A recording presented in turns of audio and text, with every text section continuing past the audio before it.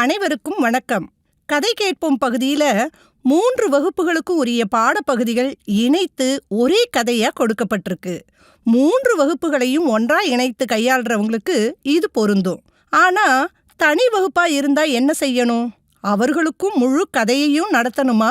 சில அலகுகள்ல மட்டும் குறிப்பு கொடுக்கப்பட்டிருக்கு. அதுவும் எல்லா வகுப்புகளுக்கும் கொடுக்கப்படல. எனது வகுப்பு தனி வகுப்புன்னா இந்த பகுதியை நான் எப்படி நடத்துறது அப்படிங்கிறது தான் பல பேரோட ஐயமா இருக்கு. அதனால அதை பற்றி இந்த விளக்க காணொளியில தெளிவுபடுத்திக்கலாமா? 6வது அலகை எடுத்துக்கலாம். வண்ணத்து பூச்சியை தேடி அப்படிங்கிற இந்த அலகுல ஆர்வமூட்டல் பகுதியிலேயே முதல் வகுப்பு பாடப்பகுதியான வண்ணத்து பூச்சி பாடல் கொடுக்கப்பட்டிருக்கு. அதனால முதல் வகுப்பை மட்டும் தனி வகுப்பா கையாளுறவங்க ஆர்வமூட்டல் பகுதியை மட்டும் நடத்தினா போதும். அதிலுள்ள பாடலை மையமா கொண்டு குழந்தைகளோட ஓர் உரையாடலை நிகழ்த்திக்கிட்டே நடத்தணும். பாடலை பலமுறை பாடுவதற்கான உத்திகளை தேர்ந்தெடுத்து பலமுறை பாடச் செய்யலாம். கதை பகுதியை நடத்த வேண்டியது இல்லை. இதற்கான குறிப்பு ஆசிரியர் கையேட்டிலேயே கொடுக்கப்பட்டிருக்கு. சரி, முதல் வகுப்புக்கு மட்டும்தான் குறிப்பு கொடுக்கப்பட்டிருக்கு. 2ஆம் வகுப்புக்கு குறிப்பு கொடுக்கப்படலையே. 2ஆம் வகுப்பு மட்டும் தனி வகுப்பா இருந்தா என்ன செய்யலாம் அப்படிங்கிறத இப்ப பார்க்கலாம்.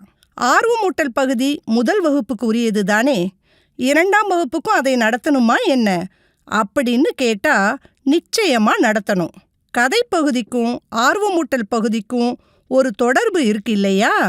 அதனால ஆர்வமூட்டல் பகுதியையும் நடத்தணும்.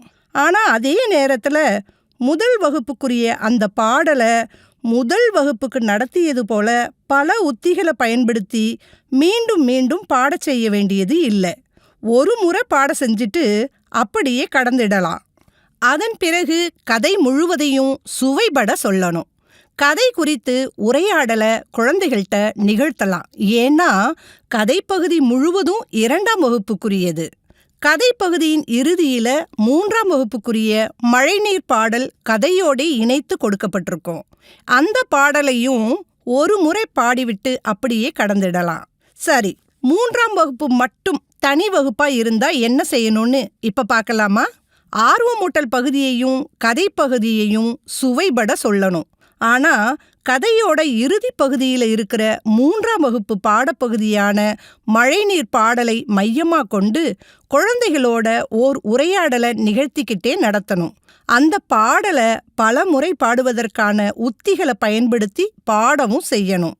சரி, 3 வகுப்புகளும் இணைந்துள்ள வகுப்பறையை கையாளுறவங்க என்ன செய்யணும்? அதையும் பார்த்திடலாம். ஆர்வமூட்டல் முழு கதைப்பகுதி இரண்டையுமே விரிவா சுவைபட சொல்லணும்.